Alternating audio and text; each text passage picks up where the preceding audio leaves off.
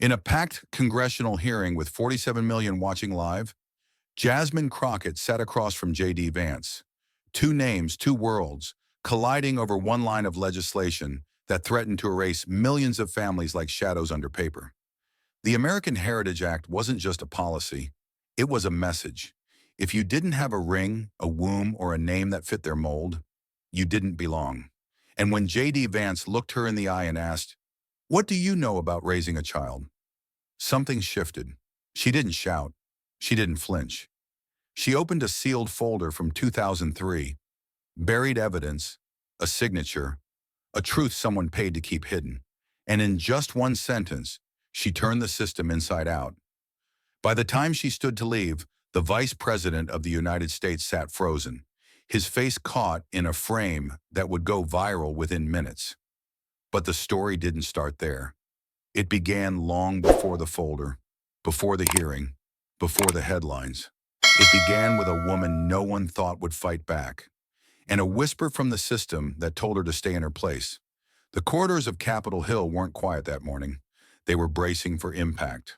Room 216 had been prepped overnight with extra security, triple soundproofing, and hastily printed placards bearing one name over and over again: American Heritage Act Oversight Hearing.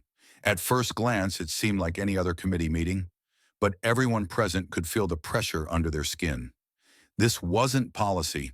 This was political warfare, disguised as legislation.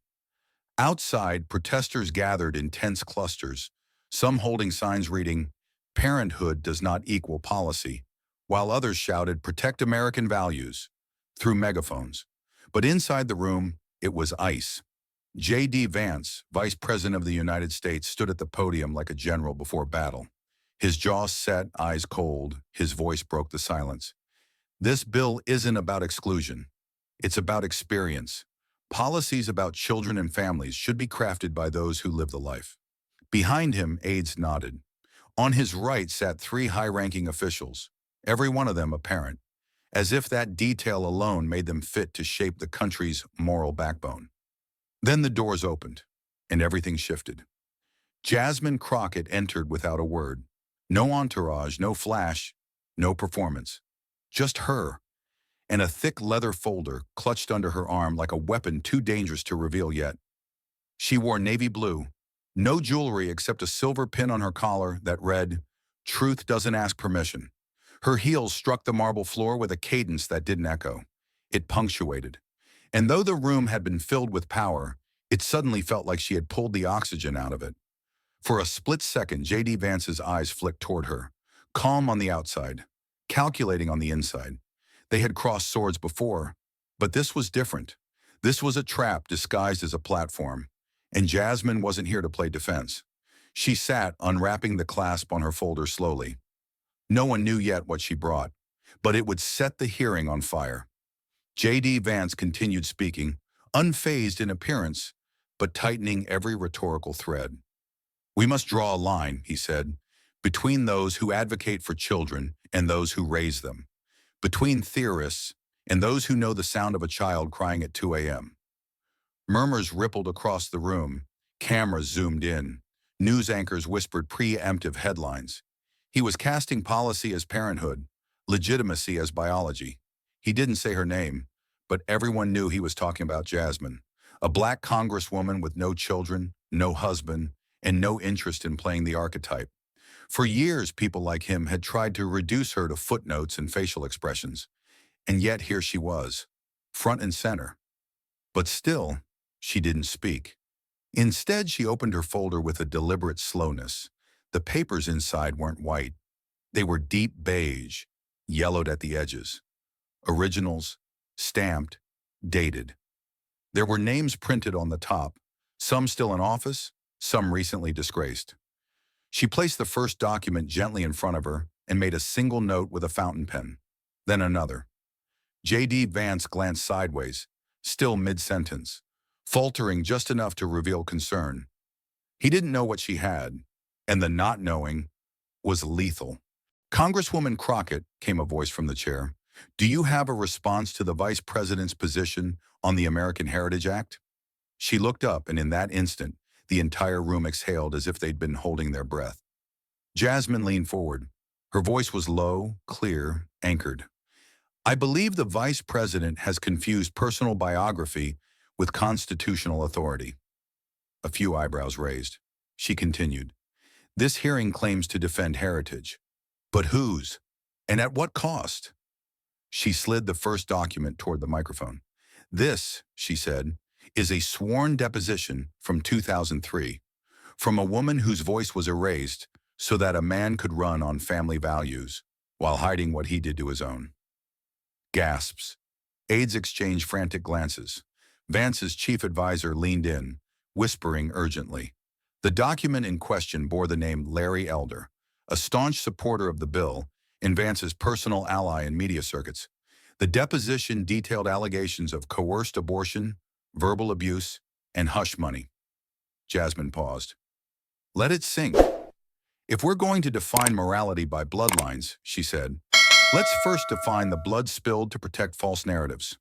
Her words were like needles, precise and painful. J.D. Vance stood suddenly. This is a distraction, he barked. This hearing is about policy, not personal vendettas. But his voice cracked. He was no longer in control of the room. Jasmine didn't flinch. You made it personal, she replied coolly. When you decided who gets to speak, based on who's given birth. The silence returned. But this time it wasn't deference. It was dread. Because everyone knew. This wasn't the climax. It was just the spark. Reporters outside began tweeting. Headlines formed in real time. Crockett drops bombshell on Vance Elder alliance. Congresswoman calls out weaponization of parenthood.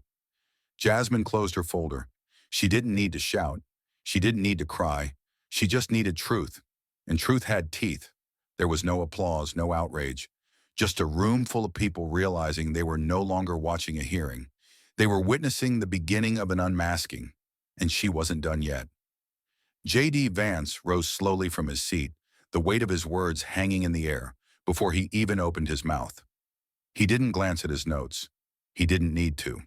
This was the line he had prepared for weeks, the one his advisors told him would draw the battle line. With a carefully measured pause, he spoke. Let's speak plainly. Those who haven't raised children, who've never felt the weight of protecting a life not their own, should not be defining the future for America's sons and daughters. His voice was cold, polished like a knife blade. Experience matters. Biology matters.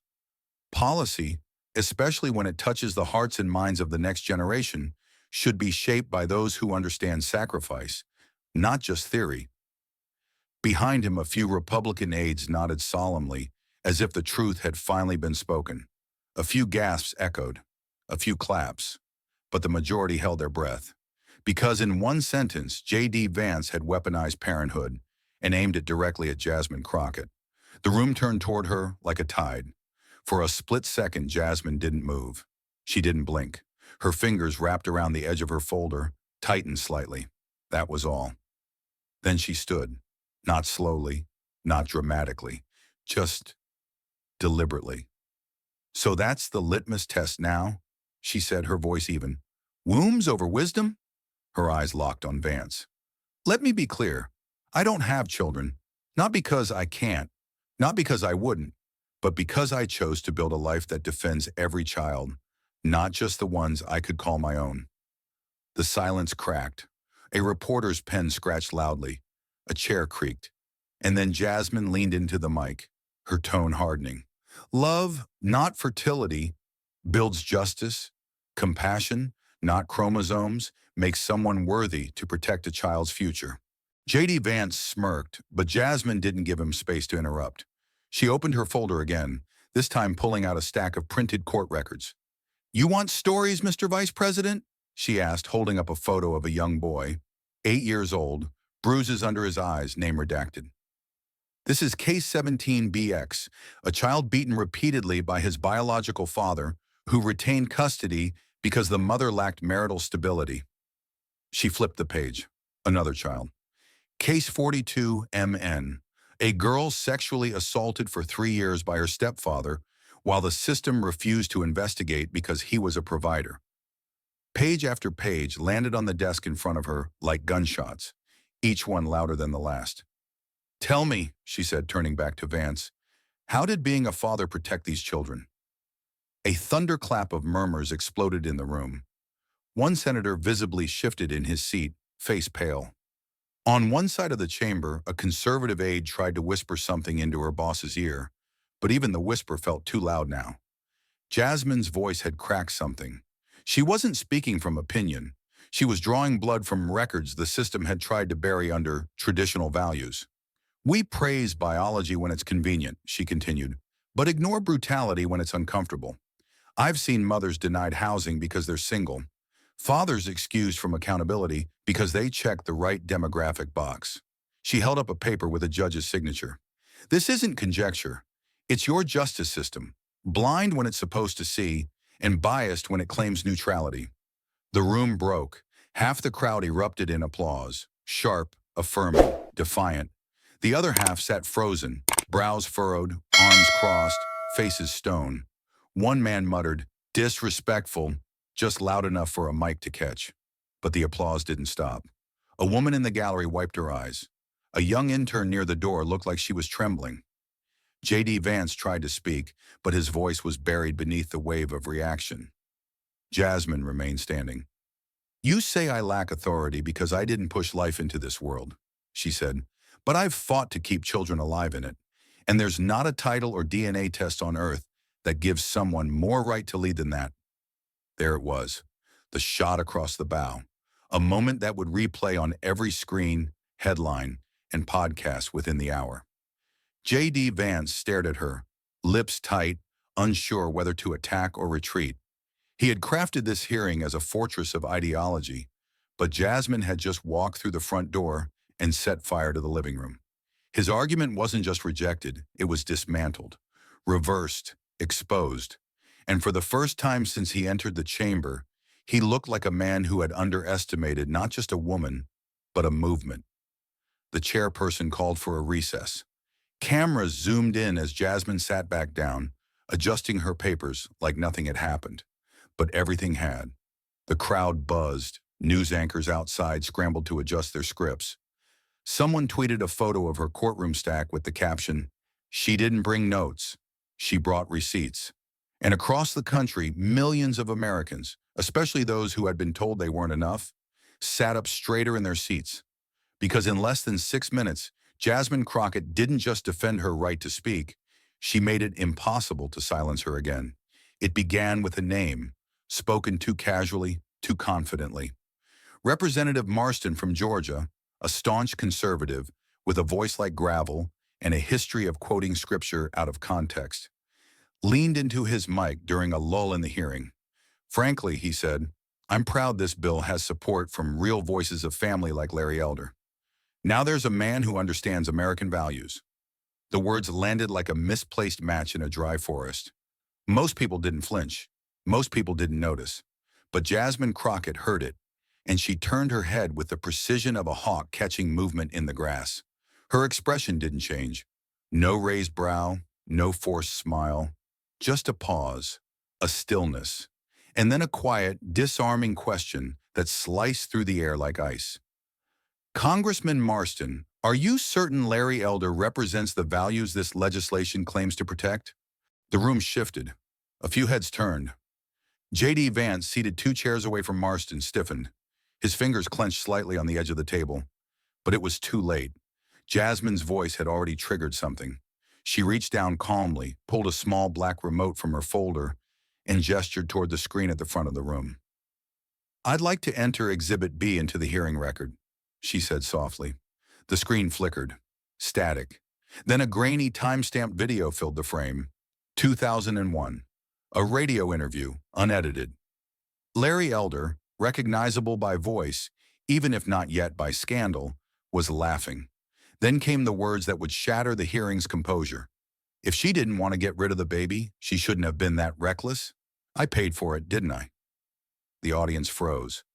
"And honestly," Elder continued, "the worst people are those women without kids acting like they know anything about family. Spare me." Silence detonated in the room. Not loud, not chaotic. just pure, paralyzing silence, as if someone had shut off the oxygen. The camera slowly panned across the panel. One lawmaker pressed his lips together. Another stared down at his notepad like it might protect him from implication. And J.D. Vance stared straight ahead, avoiding Jasmine's gaze with the focus of a man trying not to drown in a courtroom flood. She didn't gloat. She didn't raise her voice. She simply let the moment breathe. Let the hypocrisy marinate in full view. "Is this your heritage?" she asked evenly. "Is this your idea of a role model for our children?" J.D. Vance opened his mouth but said nothing. A war was happening behind his eyes, one between rage and damage control. Jasmine didn't give him time to choose a side. She pulled out a second document, a transcript of the 2003 private civil suit filed against Elder by the same woman. Names redacted, yes, but the details weren't. "When this committee claims to legislate on behalf of children and families," she said, placing the document gently on the desk, "I want to be sure we're not lifting up voices that have historically done the opposite behind closed doors." Her words weren't accusations. They were facts, etched in ink, sealed in court records, and now burned into the memory of everyone present. From the gallery, a woman's hand shot up to cover her mouth.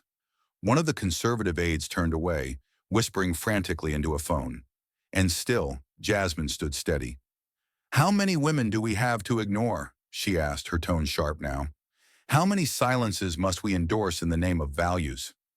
She walked slowly to the witness table, leaving behind her printed exhibits like breadcrumbs of betrayal. "I'm not here to shame motherhood," she said, "but I won't let fatherhood become a mask for moral rot." J.D. Vance's knuckles whitened. He reached for his water glass, hand trembling just enough for the press to notice. He looked toward the screen, now frozen on Elder's smirking face, then down to his lap. Still, he wouldn't meet Jasmine's eyes. And that was the most telling image of all. The Vice President of the United States, silent, cornered, and complicit. Jasmine didn't need to speak further. The room had already drawn its own conclusions. The gallery remained quiet. Even the reporters, usually buzzing with live tweets, were still staring, typing without pressing send, stunned by what they had just witnessed. Then, with the same calm that had unsettled the entire chamber, Jasmine returned to her seat. No smirk, no swagger, just control, just evidence, just truth laid bare. And as she adjusted her folder and placed the remote back inside, her eyes flicked across the table. Not at Vance, not at Marston, but at the American flag on the far wall. She stared at it as if to remind the room what patriotism actually looked like. And in that moment, everyone knew. The bill was already bleeding. The myth had cracked, and the reckoning had only just begun. Jasmine didn't raise her voice. She didn't flinch. She simply reached into her bag and withdrew a crimson folder, worn at the edges, thick with documents, and stamped with bold black letters. Private Testimony, Elder Investigation, 2003. Her movements were quiet, but they carried the weight of a bomb about to be detonated. For a moment, the room sat in stunned suspense, unsure if they were watching a congressional hearing or the climax of a scandal unraveling in real time. The air turned electric. Jasmine placed the folder on the desk in front of her, opened it slowly, and lifted out the first sheet, a deposition summary, handwritten and notarized. Then came the second item, a series of emails between Larry Elder and his legal counsel. And finally, the third, a photocopy of a signed non-disclosure agreement accompanied by a payment receipt for $125,000, marked Settlement Confidentiality Clause Enforced. She didn't say a word. She let the evidence breathe. Then finally she looked up. "I request to enter this into the official hearing record," she said calmly. The silence in the room deepened, as if the building itself had stopped breathing. Several lawmakers shifted in their seats. One whispered to his aide, "She's really doing it."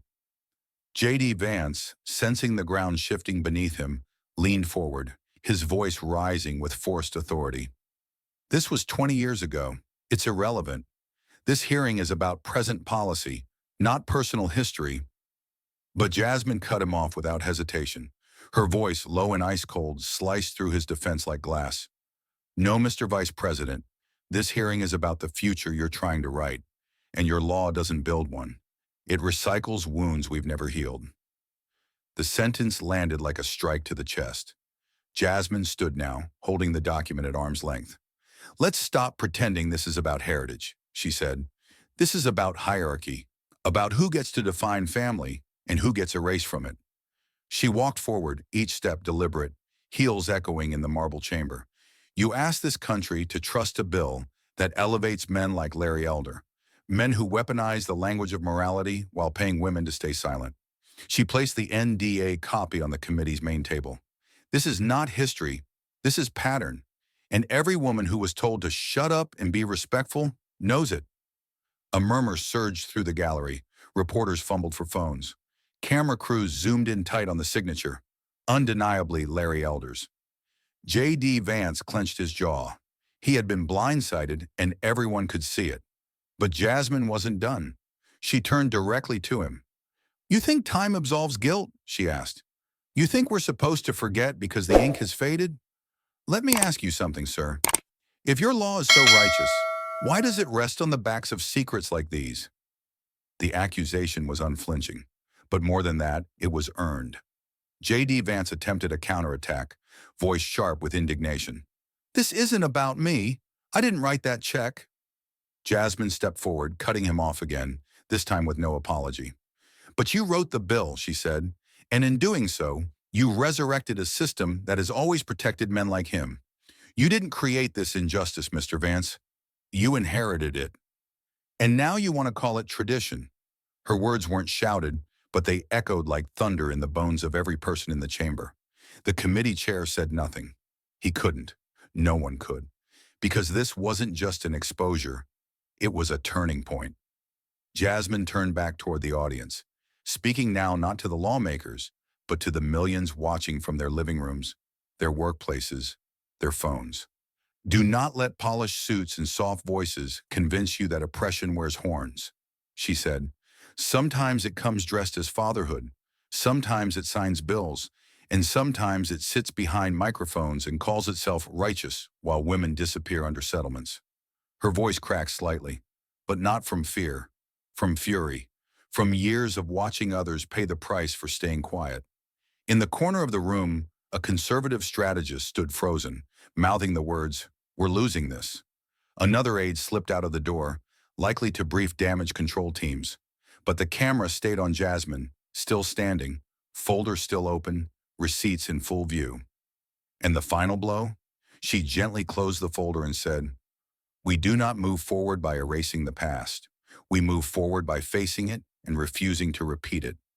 Then she sat down, not in triumph, but in defiance. Her presence wasn't just powerful, it was seismic. J.D. Vance couldn't respond, not convincingly, not then. His silence filled the room louder than any defense he could offer, and for the first time since the hearing began, he looked smaller, not in stature but in conviction. Because when truth arrives with proof in hand, even the most rehearsed righteousness begins to crack. And Jasmine Crockett had just ripped the mask off an entire narrative. One folder, one moment. And the illusion of moral authority collapsed. J.D. Vance had been sitting in silence for too long, and the silence was starting to make him sweat. His eyes flicked across the gallery, the committee, the press cameras, and finally landed on Jasmine Crockett. His voice cut through the room like a blade coated in scorn. "Congresswoman Crockett, what do you even know about raising a child?" It wasn't a question. It was a strike, calculated and cruel. He leaned forward, tone sharpened with condescension. "You talk a good game about policy and pain, but you've never had to hold a crying baby through the night. You've never had to make sacrifices for someone who shares your blood. So forgive me if I question your moral compass on what makes a family." There it was, the attack that had been simmering beneath his breath all morning. He didn't come for her policies. He came for her womanhood, her worth, her experience. The room didn't erupt. It froze. Jasmine sat still for a moment. Her hand hovered over the table, fingertips barely touching a stack of case files. Then slowly, she lifted her gaze to meet his. And in that gaze, there was no rage, just something heavier, something deeper. Grief. She stood, gently pushing her chair back, her voice low but crystal clear. "You want to know what I know about raising a child, Mr. Vance?" Her tone didn't rise. It sank, dragging the room into the weight of what was coming. "Let me tell you about my cousin Tamika." She paused. She was a mother, a single mother. Worked 3 jobs, never missed a school play, never forgot a birthday. But when she got sick, when the tumor spread, her insurance claim was denied. The system said her file was incomplete, missing a father's name. One blank line on a form cost her access to the treatment that could have saved her life. The room was breathless. Even the stenographer slowed her typing. Jasmine stepped closer to the mic, the emotions rising in her chest like a tide she could no longer hold back. They said she wasn't eligible for a medical hardship extension, said she didn't meet the standard household requirements. She begged them. I sat with her as she made the calls, attached the paperwork, faxed everything twice. And still, nothing. Her voice cracked, but she didn't break. She died at 38. Her son was 9. J.D. Vance shifted in his seat, his jaw clenched, eyes darting away. But there was nowhere to hide from what she was saying. This wasn't theoretical. This was lived. It was blood and memory and bureaucracy colliding in the most brutal way imaginable. Jasmine didn't give him the mercy of silence. "So when you ask me what I know about raising a child," she said louder now, her hand clenched at her side, "I know what it looks like to bury a woman who gave everything, only to be told she wasn't a real parent because a man's name wasn't on a damn piece of paper." The gallery broke first. Audible gasps. A woman near the back wiped tears with the sleeve of her blazer. Reporters looked at each other, unsure whether to type or simply watch. Even some members of the opposing party bowed their heads. J.D. tried to interrupt, tried to recover his ground, but Jasmine raised a single hand, not to stop him, to finish what needed to be said. "Family," she said, her voice trembling with both fury and sorrow, "isn't built from signatures or chromosomes. It is built from sleepless nights, quiet sacrifice, and the kind of love that doesn't ask for recognition. It just shows up." She sat down slowly, carefully, as if even her body understood that something irreversible had just happened. Her eyes glistened, but no tears fell. There was power in her composure, a kind of raw dignity that no title, no insult could touch. J.D. Vance had thrown the oldest trick in the political playbook. Question the woman, question her worth, question her lack of motherhood. And in return, he had been handed a mirror, one that reflected the cruelty of a system that judged care by formality instead of feeling, and dismissed those who didn't fit the mold of ideal families. The chairperson didn't dare interrupt the silence that followed. Jasmine's words lingered in the air like incense, painful, purifying, unforgettable. And for a long, heavy moment, no one moved, no one dared. Because in that chamber built on performance and protocol, something real had just broken through. Something undeniable, something devastating. The kind of truth that didn't need applause. It only needed to be heard. The moment the committee chair called for a 15-minute recess, the halls of Capitol Hill erupted, not with voices, but with vibrations. Dozens of phones buzzed simultaneously. Screens lit up like warning sirens. Something had slipped out, faster than anyone could contain it. Jasmine Crockett's red folder, its contents, its dates, its damning details, had been leaked. No one knew how. No one even knew when. But within minutes, screenshots of the settlement agreement bearing Larry Elder's signature were circulating on political Twitter, followed by a short audio clip from the 2001 radio interview. The words hit like a sucker punch to the gut of the nation. "I paid for it, didn't I?" Then came the quote about women without children. Then came the fury. Within an hour, the press had gathered outside Elder's office in Los Angeles, like vultures circling a wounded figure. Rumors swirled.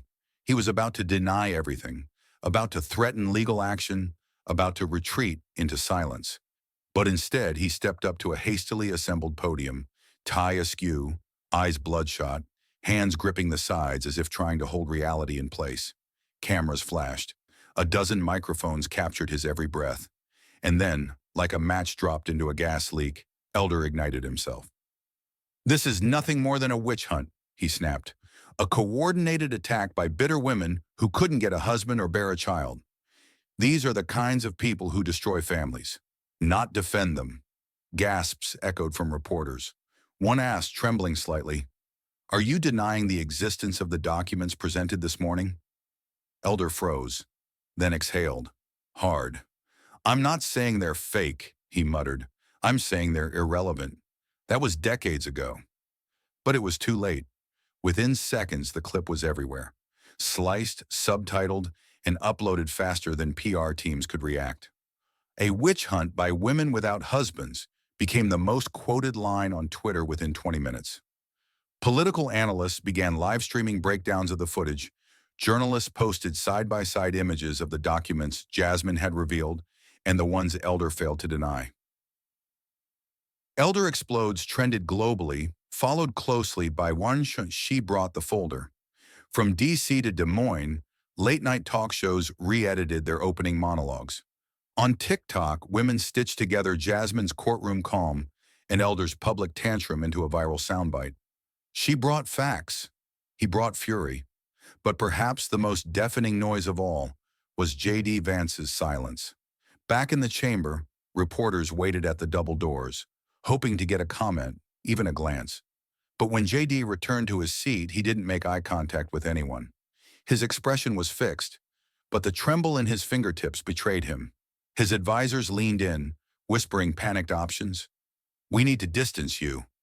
We can blame Elder. Say you didn't know." But J.D. said nothing. Not to them, not to the cameras, not even to Jasmine Crockett, who sat just across from him, flipping through pages with the same controlled grace she had carried since the hearing began. The same grace that now threatened to unravel an entire wing of the conservative narrative machine. The American Heritage Act, once seen as a legacy-defining bill, was now radioactive. Vance knew it. Everyone in that room knew it. And yet, as the whispers grew louder, Jasmine said nothing. She didn't need to. The truth had escaped, and now it was sprinting through every newsroom, every phone, every living room in the country. Elder's meltdown didn't just validate her claims. It exposed the very logic behind the bill as rotten, hypocritical, and rigged in favor of men who had long used family values as armor while wounding the very people they claimed to protect. Back outside, a CNN correspondent stood with a microphone trembling in her grip. "This may be one of the most significant turning points in congressional testimony history," she said. "Not just because of what was revealed, but because of who revealed it and how those in power chose to respond, or in J.D. Vance's case, not respond at all." A screen behind her split in half. On one side, Elder's face mid-rant, on the other, Jasmine's. Still, resolute, her eyes like a mirror the system could no longer avoid. Inside, the tension was a live wire. J.D. Vance finally shifted, cleared his throat as if preparing to speak. A mic was hot. Reporters leaned forward. Jasmine glanced up, but J.D. stopped himself. His lips parted, then shut again. Whatever he had planned to say, damage control, denial, maybe even an apology, died somewhere between his ambition and his shame. And that silence? It was louder than any insult Elder had hurled. Because in politics, as in life, when the truth comes out and all you can offer is stillness, you're not in control anymore. You're just standing in the wreckage. The hearing room had never felt so tense. After the chaos of the recess, the leaked documents, the media firestorm, Larry Elder's explosive press conference, the air inside the chamber felt electric and claustrophobic all at once. Everyone had returned to their seats, but no one was seated with ease. The buzz of cell phones had faded into stunned quiet. Eyes didn't wander. They were fixed on Jasmine Crockett.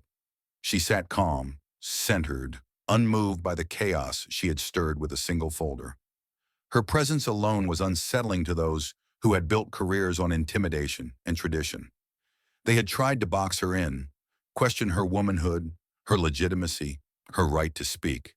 But now it was clear they were the ones cornered. Still, the silence was unbearable. So someone broke it. A Republican senator from Utah leaned forward, eyes darting to the cameras. His tone was falsely courteous, but laced with condescension. "Congresswoman Crockett, Do you have anything further to add before we proceed? His voice echoed, hoping to reclaim some structure, some order, some control. But what he didn't realize was that Jasmine wasn't there to play by their rules anymore. She looked at him, not with anger, but with something far more unsettling: clarity. She didn't reach for her notes. She didn't even glance at her folder. Instead, she leaned forward, pushed the microphone gently with her fingers, and said one line, delivered with the force of thunder cloaked in calm. This was never about children. It was always about character. The room didn't gasp. It didn't need to, because everyone understood what had just happened. In one sentence, Jasmine had reframed the entire hearing. She wasn't defending her childless status. She wasn't playing defense at all. She was indicting them, indicting the hypocrisy, the smokescreen of values, the thinly veiled attacks designed to control who belongs at the policymaking table. That one sentence collapsed the architecture of J.D. Vance's bill. And more than that, it pulled the mask off an entire political movement that had tried to define morality by marriage licenses and birth certificates. Then, without another word, Jasmine stood. Not hurriedly, not with drama. She didn't look to the cameras or the gallery. She simply rose with grace, an intentional, devastating grace that no PR team could imitate and no opposition could shake off. She picked up her folder, tucked it under her arm, and walked away from the microphone. No papers were scattered. No emotion was wasted. Just movement, quiet, final, and absolute. The weight of her exit wasn't in the noise. It was in the silence that followed. A silence so thick, so breathless, it felt like the entire nation was holding still. The cameras, still live, didn't know what to do. They tried to pan elsewhere, but instinctively snapped back to Jasmine's back as she walked toward the door. Reporters scribbled notes, but their pens trembled. In the gallery, an elderly woman whispered to her neighbor. She didn't just answer him, she ended him. And then came the slow, almost mechanical turn of the lens, pivoting toward J.D. Vance. There he sat, frozen, alone in the frame. His face pale, lips parted, 1,000 rehearsed talking points melting behind his eyes. This wasn't just a moment of defeat, it was exposure. Naked, public, undeniable. He glanced at his notes. Meaningless now. The numbers, the quotes, the anecdotes, none of them could stand up to that one sentence. His bill wasn't bleeding anymore. It was already dead. And there he was, the architect of its demise by virtue of underestimating the wrong woman. A woman without children, without a traditional family, but with something far more powerful: unshakable integrity. Cameras zoomed in closer, capturing every flicker of his discomfort, a bead of sweat forming at his temple, a faint twitch in his jaw, a moment that would be looped on every major network by nightfall. As Jasmine disappeared through the hearing room doors, her absence grew louder than her presence. It wasn't just that she had walked away, it was that she had left them nothing to cling to. No scandal, no stumble, no outburst. Just the brutal clarity of truth wrapped in restraint. And for a nation that had seen too many shout to prove their strength, it was the woman who said less, who left the deepest mark. Because sometimes the most devastating words aren't shouted across a chamber. They're whispered into a mic right before you push it away and walk out, leaving your opponents with nothing but their own reflection. By nightfall, the media wasn't just reporting the hearing, it was igniting from it. Every major network led with the same line, bold and unavoidable: J.D. Vance versus Jasmine Crockett. Who really understands family? The headline spread like a tidal wave, flashing across cable news tickers, Twitter threads, and email inboxes from coast to coast. Op-eds flooded in, not just from political analysts, but from mothers, veterans, educators, and foster care survivors. One viral essay, penned by a retired Marine colonel and father of four, read, "I've raised children and served this country, and I know courage when I see it. Crockett's got it, Vance lost it." Within 12 hours, over 45 women's rights organizations and child advocacy groups released joint statements of support for Jasmine, calling her testimony a breakthrough moment in redefining leadership beyond biology. Online fundraisers launched in her name, some for cancer care for single mothers, others for legislative watchdogs to combat policy hypocrisy. Jasmine never asked for any of it, but her story had hit a nerve the nation could no longer ignore. Meanwhile, J.D. Vance found himself caught in the political storm he thought he had been directing. As journalists dug deeper into his affiliations, the silence he maintained during Larry Elder's meltdown became deafening. Cable pundits asked again and again, why hasn't the vice president condemned Elder's remarks? Editorial cartoons showed Vance with duct tape over his mouth, standing behind a podium labeled Family First. Every attempt by his communications team to pivot the conversation was instantly drowned out by clips of Jasmine's quiet defiance. On CNN, Van Jones called it the moment the mask fell off. On Fox News, even conservative commentators conceded Vance may have lost control of the narrative. And then the poll numbers arrived, sharp, sobering, impossible to spin. A Quinnipiac national survey conducted within 24 hours of the hearing showed public confidence in the American Heritage Act had plummeted to 26%, down from 61% just 2 weeks prior. Among independents, support fell below 20%. The demographic J.D. Vance hoped to inspire, married suburban families, had turned lukewarm, many citing Jasmine's testimony as a reason to reconsider what family policy should really mean. More telling was the crosstab from women under 50. Over 72% believe Jasmine Crockett had exposed systemic hypocrisy within pro-family legislation. The numbers weren't just numbers. They were a cultural shift, quantified, televised, undeniable. Still, Jasmine remained quiet. No victory laps, no interviews, just one short post on social media, a photo of her cousin Tamika holding her son, captioned simply, "This is what love looks like. Not policy, not paperwork." It gathered 2 million likes in under 6 hours. Celebrities reposted it. Activists printed it on protest signs. And in one corner of D.C., a candlelight vigil was held outside the Capitol steps by single parents who carried photos of those they had lost to medical neglect, paperwork denial, or legal erasure. They weren't just honoring Tamika. They were defending what Jasmine had articulated so clearly, that family isn't who you prove, it's who you protect. Back at the White House, J.D. Vance faced internal pressure like never before. Aides urged him to distance himself from Elder. Others whispered about shelving the bill entirely. Leaks suggested even President Trump had been visibly frustrated by the backlash, especially as swing states began polling unfavorably toward the administration's handling of the controversy. Yet still, Vance said nothing. No tweets, no statements. Just silence that, with every passing hour, seemed less like strategy and more like surrender. And in that silence, the world began to fill the space with Jasmine's voice. Because the truth is, America had seen too many performative hearings, too many policies wrapped in morality, but soaked in exclusion. This was different. This was live. This was personal. And Jasmine Crockett had stood in the middle of it all, alone, unflinching, holding a red folder filled with truths too long ignored. And for once, the country didn't just watch. It listened. It arrived in an unmarked envelope. No congressional seal, no return address.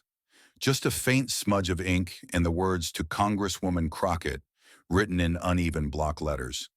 Her staff had placed it on her desk amid stacks of press clippings, draft responses, and policy memos.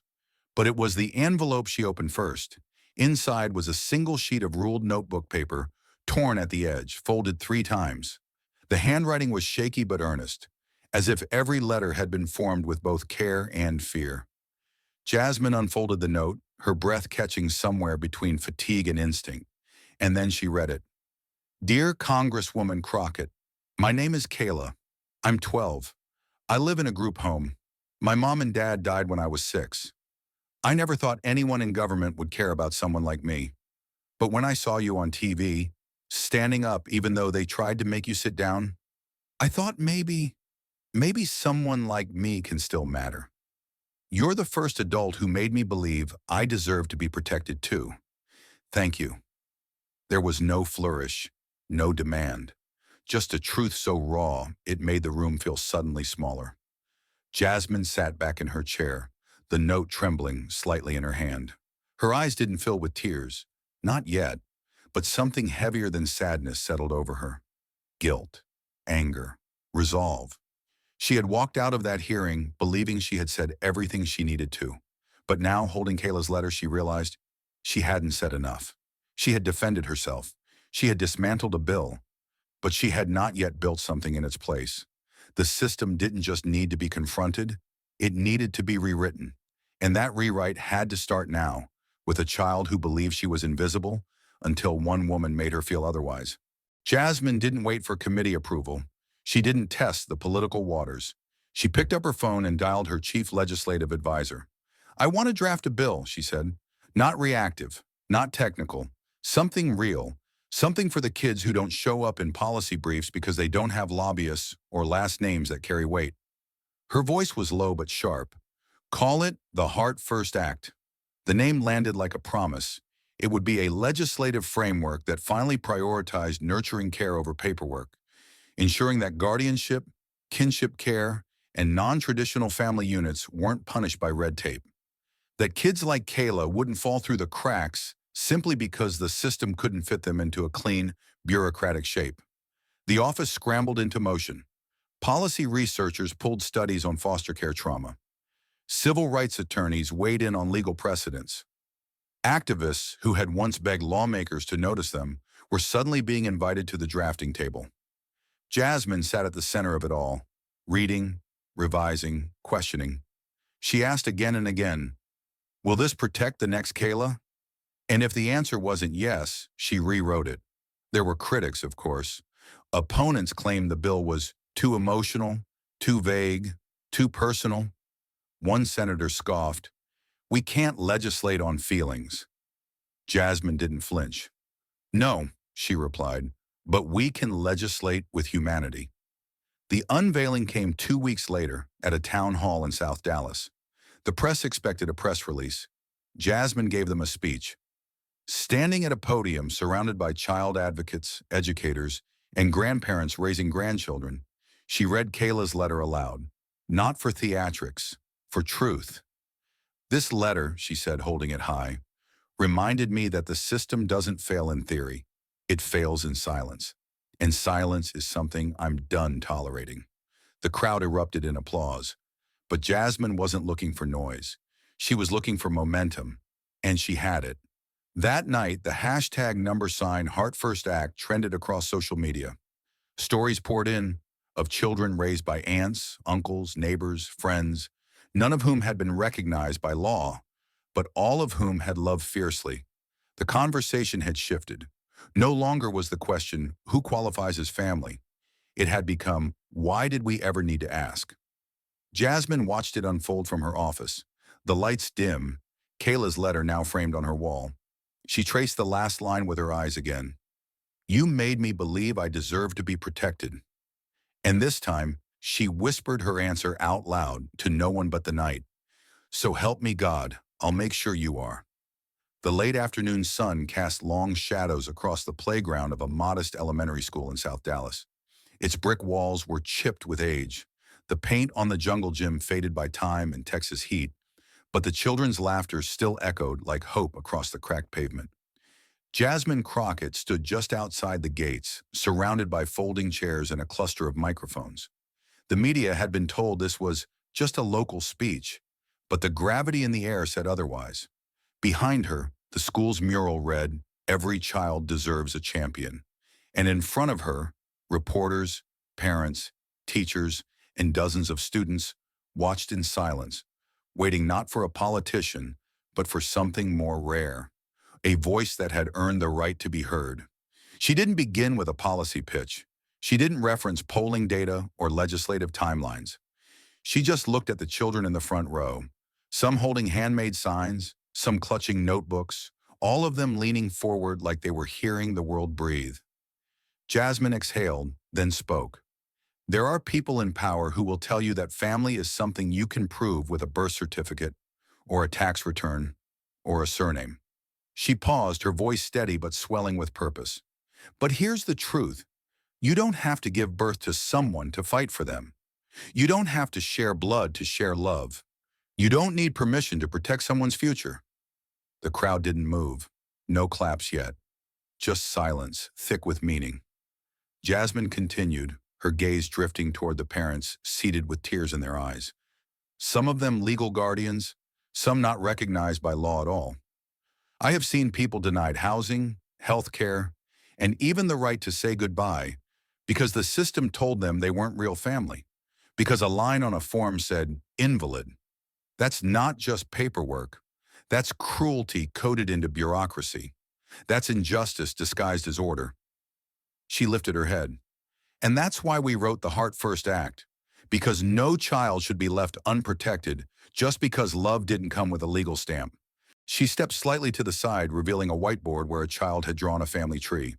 It didn't look like the traditional kind. Instead of lines branching from a single trunk, it looked like a web, sprawling, diverse, full of names like Ms. Teresa, bus driver, and Uncle Mike, Mom's friend, and Coach Ramirez. Jasmine pointed to it gently.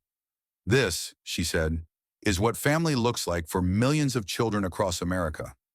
Not one branch, not one mold, but a living, breathing network of care. She paused, her voice softening. And it's time our laws caught up to what love already knows.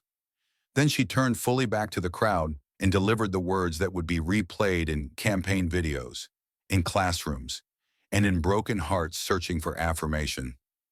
If anyone has ever told you that you're not enough because you didn't marry or birth or check the right box, remember this.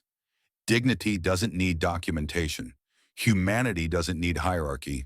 And family doesn't need permission. Her voice cracked just slightly, but it only made the words hit harder. You are enough. You are worthy. And no child should ever have to wonder if someone will stand for them, just because the paperwork says no. The crowd erupted, not with the polite claps of a press conference, but with standing ovations, with cheers that felt like release. People cried openly. Guardians who had raised siblings, neighbors who'd taken in children when no one else would, teachers who had fought for students who never got adopted, but were loved like they were their own. Jasmine stood in it, but didn't bask in it. She raised her hand, not to silence them, but to channel their energy into something more lasting. Her final words weren't for applause. They were for action. If you've ever wondered whether your definition of family counts, she said, ask yourself this instead. Did you love? Did you protect? Did you show up? That's what makes a family. She looked directly into the cameras now, the sun catching the edge of her jawline like a spotlight. And if you're watching this at home, if you've ever been told that your love doesn't qualify, I want to hear from you. I want the country to hear from you. She stepped forward, eyes burning with conviction. What makes your definition of family, she asked. Let us know in the comments below. And with that, Jasmine Crockett didn't just walk off the stage, she rewrote where it ended. Because the moment wasn't hers to finish, it belonged to everyone who had ever fought without recognition, to everyone who had ever loved without a license, to every child still waiting for someone to stand. And now, they knew someone already had. The crowd began to scatter. Children returned to their classrooms. The folding chairs were stacked, and the cameras slowly shut off. But one thing didn't leave with the people. It lingered, invisible but undeniable, a shift. Not just in policy or polling, but in something deeper, something personal. As Jasmine Crockett stood alone beside that mural in South Dallas, every child deserves a champion. The applause had long faded, but her pulse hadn't slowed. Because this wasn't victory, this was accountability. And she knew, moments like these don't just end. They echo. And sometimes the loudest echoes come from silence. What this story teaches us isn't simple. It's not a tidy quote or a bumper sticker moral. It's a brutal confrontation with the systems we've inherited, and the truths we're too afraid to name. Jasmine Crockett didn't walk into that hearing room to become a symbol. She walked in to survive it, to defend herself against a centuries-old lie wrapped in a 21st century bill. A lie that said if you don't give birth, you don't belong. If you don't marry, you don't matter. If you don't fit a mold, you forfeit the right to shape the future. That is the lie she faced down, not just with evidence, not just with law, but with the one thing they couldn't discredit, her lived truth. This story isn't about a red folder. It's about what happens when dignity becomes documentation. When love is measured by legal forms, not by action. When a woman is asked on national television if she knows what it means to raise a child, and instead of lashing out, she tells a story about watching her cousin die because a blank line on a form denied her humanity. Jasmine wasn't just responding to J.D. Vance. She was responding to every courtroom that ever said "Father Unknown," every hospital form that punished women for the absence of men, every lawmaker who demanded proof of worth before offering protection. And it's not just Jasmine's burden, because how many people are walking through this country right now, unseen by systems that claim to serve them? How many foster parents, older siblings, gay uncles, immigrant grandmothers have raised generations in the shadows of bureaucracy? How many children grow up believing they are less because their love isn't legally recognized? What this story reveals is not just the cruelty of those who write exclusion into policy, but the power of those who refuse to stay quiet while it happens. Jasmine Crockett refused. She refused to let her value be defined by motherhood she hadn't chosen, by traditions she hadn't written, by legislation that mistook lineage for legitimacy. She walked into a trap, one set with condescending smiles and well-rehearsed insults, and dismantled it with grace sharp enough to cut marble. She didn't raise her voice. She raised the stakes. And in doing so, she gave voice to the millions who have been told they are not enough, not maternal enough, not traditional enough, not real family. But here's the truth this story gives us. Clearer than any vote count or cable debate. Enough is not something someone else decides. Enough is what happens when we choose to show up. When Jasmine read that letter from Kayla, the 12-year-old girl who had been orphaned by circumstance and forgotten by the state, she didn't just see a fan. She saw the reason for the fight. Because injustice doesn't always scream. Sometimes it whispers.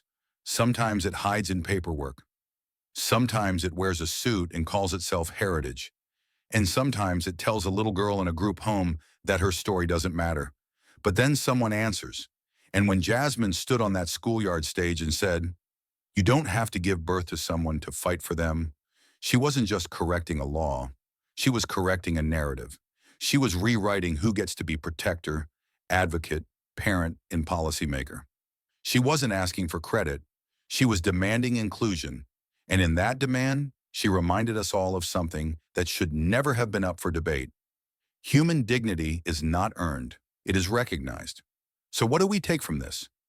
We take the truth that real family has nothing to do with signatures and everything to do with sacrifice. We take the warning that laws written without compassion are not policies. They're weapons. We take the fire that Jasmine carried into that room, and we ask ourselves if we've ever been silent when we should have stood. If we've ever questioned someone's right to speak because they didn't look like what we're used to seeing, and if we find ourselves guilty of that, then this story gives us a choice to change, to listen, to show up, to define family not by who we're told to love, but by who we choose to protect when no one else will. Because the real lesson here is not about politics, it's about presence. It's about whether we will allow another generation to grow up believing love has conditions, or whether we will fight every day to prove that it doesn't. And Jasmine Crockett, standing alone in that courtroom, standing taller still in the aftermath, proved one more thing that must never be forgotten. The most powerful voice in the room isn't the loudest. It's the one that speaks when silence is expected. It's the one that carries the truth, even if it shakes. So if you've ever been told you are not enough because of who you are, who you're not, or who you choose to stand for, this story leaves you with a question that only you can answer. What makes your definition of family? Let us know in the comments below. Your voice belongs here, and it always has. But Jasmine Crockett can't carry this alone. No one can. Not in a world where silence still costs lives, where paperwork still dictates who deserves protection, and where stories like Kayla's still unfold in the shadows. The courtroom lights may have dimmed, the cameras may have moved on, but injustice hasn't. It never does. It waits, it mutates. It shows up in your neighborhood school, in your local council meeting, in the fine print of bills passed when no one's watching. And now, you're watching, which means the story isn't finished. It's just found its next chapter. And this time, you're in it. So ask yourself, if you were sitting in that chamber, if you saw what Jasmine saw, heard what she heard, would you have stayed quiet? Or would you have spoken up? Would you have walked out like she did, not because you were defeated, but because you'd already said everything the truth needed to say?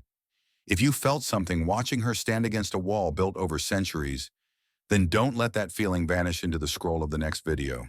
Turn it into something, because systems only stay broken when the people watching them say nothing.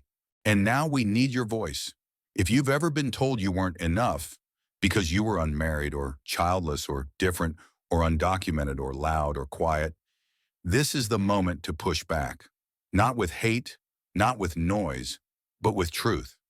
Share your story in the comments. Tell us what family means to you. Speak up for someone who can't.